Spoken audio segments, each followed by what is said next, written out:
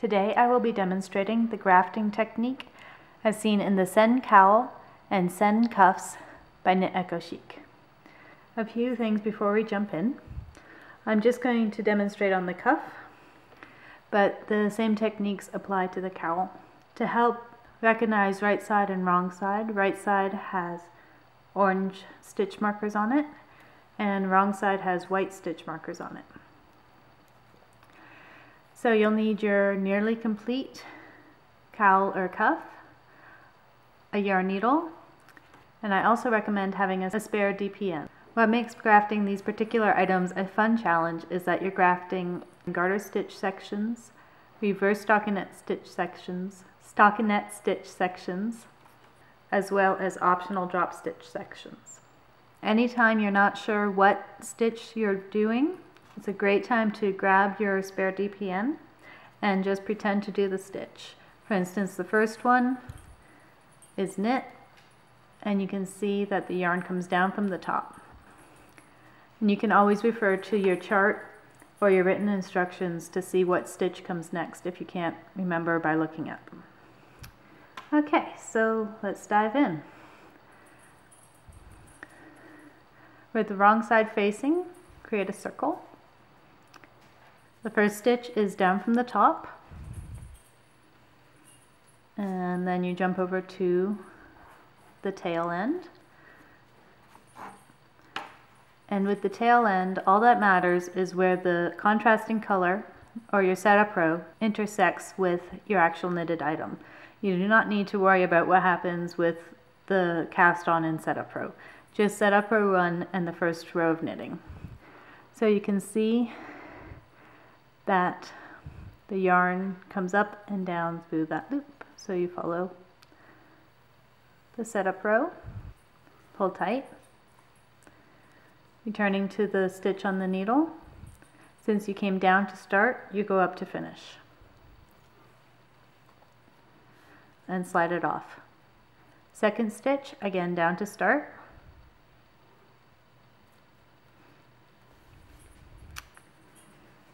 and return to the tail. And you can't see where the setup row intersects with the actual knitting, so you flip around to the wrong side and you can see, oh, there's the line right there. So you trace the setup row up through the first loop, across the bar, and down through the second loop, taking you back to the right side of the work. Returning to the needle side, since you came down to start, you go up to finish.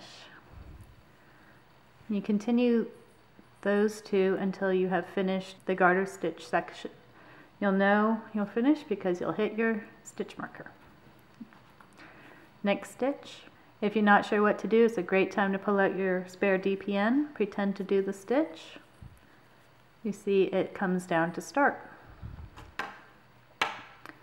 So again, down to start, over to the tail,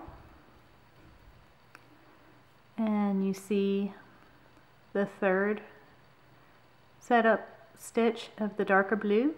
So you go up that first loop.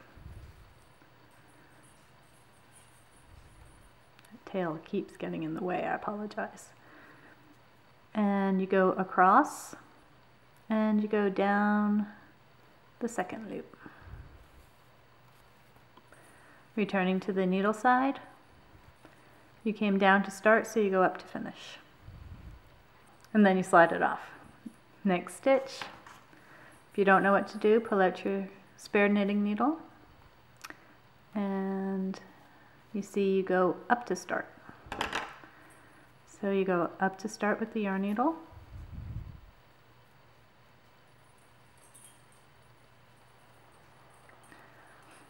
and you go over to the tail, and you can see the setup row peeking behind these two loops. So it's just really easy to skim into the first loop and the second loop and pull through. Since you went up to start, you come down to finish.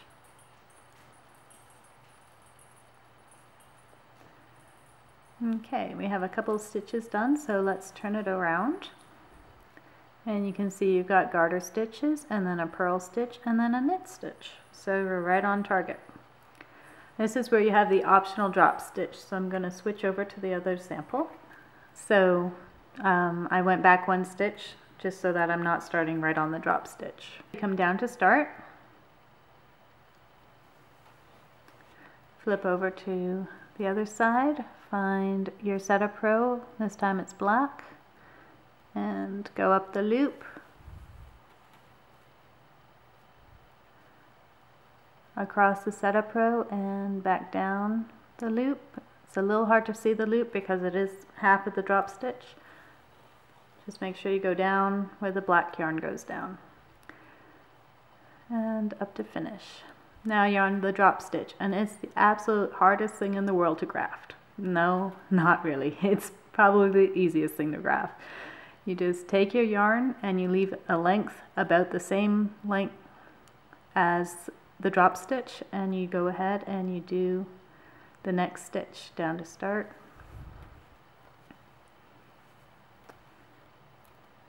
Continue to hold it so that you don't pull too hard. Go over to the other side, find the black yarn, go up the half drop stitch, across and back down through the loop.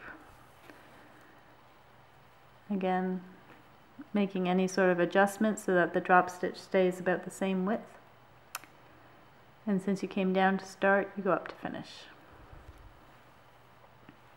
And slip it off. And then you continue on.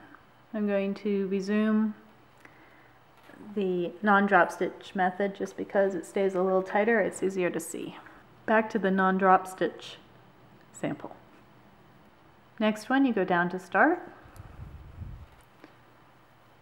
over to the tail side, you find your next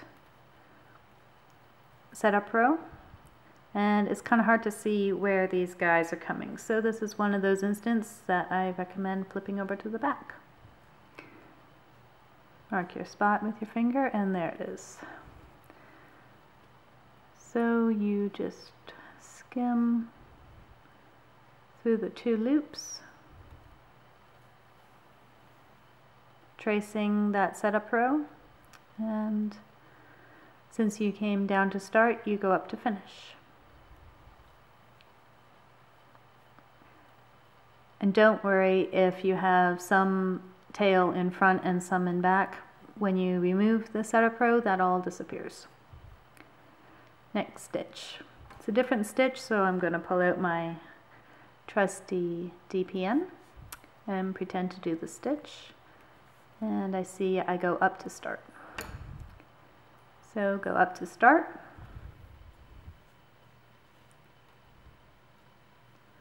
Over to the other side.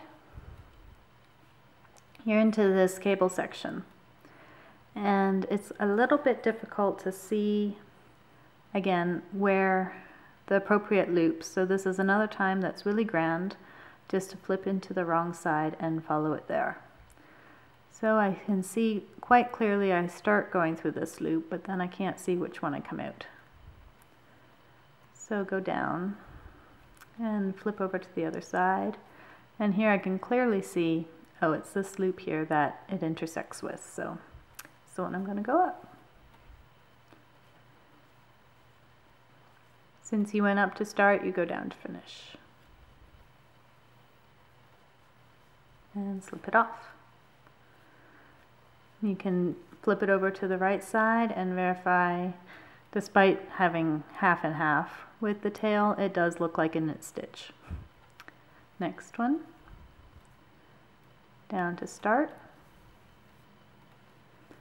Over to the tail.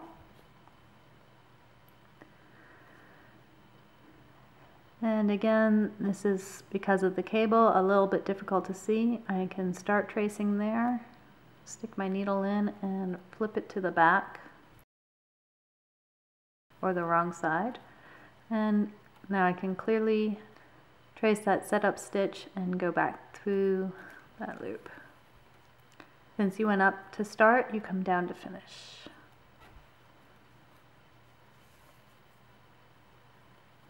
and slide it off. Again, up to start, and don't worry about how much slack you have. At the end, we're going to clean up these stitches so that they're all even. And over to the tail, and you can clearly see which two loops it skims, so I'm just doing this from the right side and down to finish.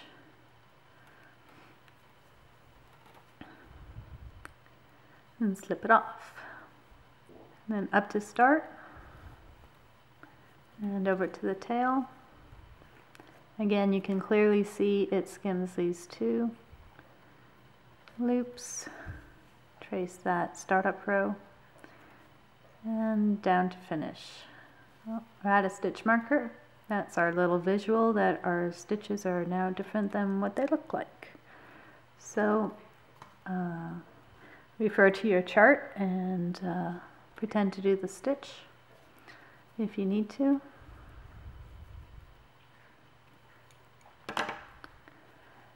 Down to start.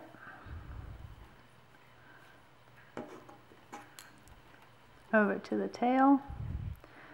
Okay, and you can see it goes up through this loop, and then I'm going to flip over to the wrong side. Trace it, and down through this loop.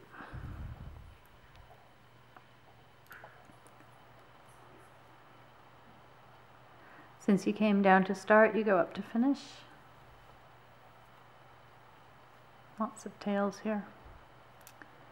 And the final stitch, down to start, over to the tail. You can see it goes through that loop, and I'm going to flip it around so that the inside is showing, and just sort of loops back on itself. So I'm going to send it through the setup row just this once, just to hold it in place. Since you came down to start, you go up to finish. And there you have your graft. Now, undo your knot holding your setup yarn to your cuff yarn or your cowl yarn.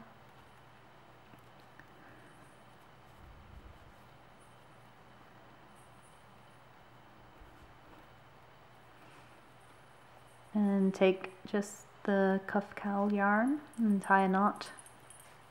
This is just a temporary knot because I'm going to be doing more tightening.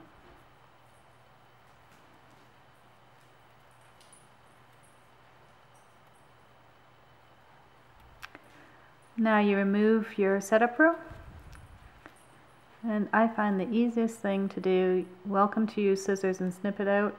That makes me too nervous, so I just undo setup row 1, and that will take out setup row 1 as well as the cast on.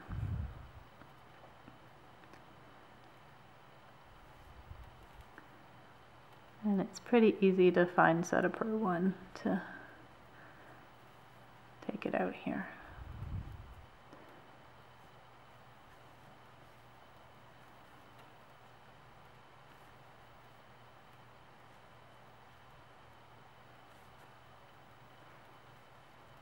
And you can see that both the setup row and the cast on are coming out.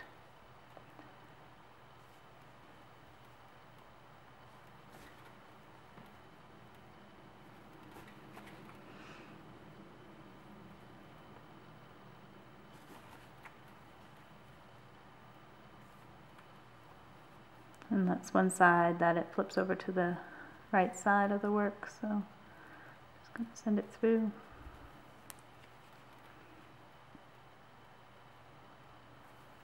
And it's just a matter of patience and pulling.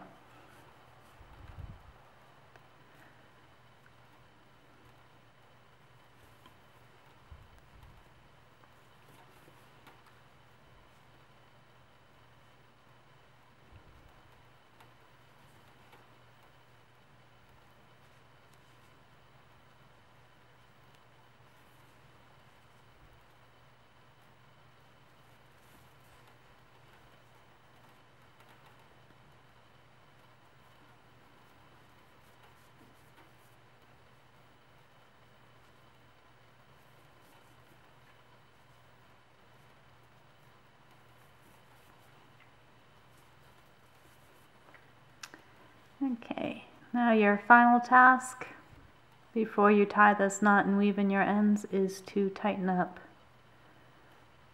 your grafting row so that all the stitches look nice and even and with the rest of your work.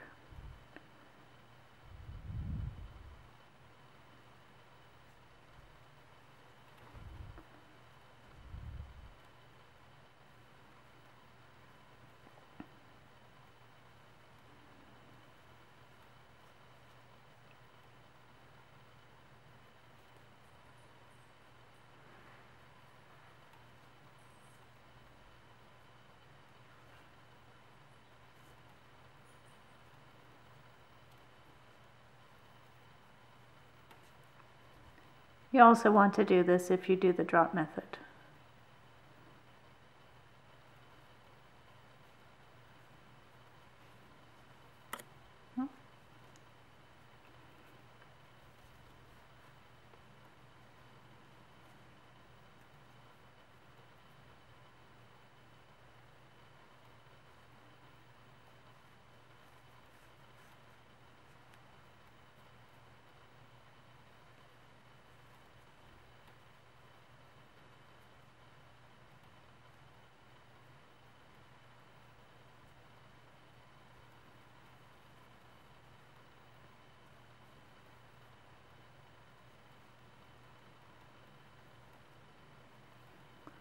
Once you've gotten the excess, you can do a proper knot between the start and end.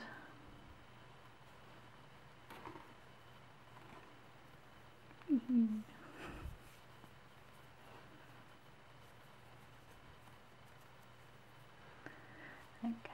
And then just weave in your ends and you've got your lovely graft and your finished cowl or cuff. Oh, and don't forget to take these off. They'll be quite uncomfortable if you try to put on your wrist with them.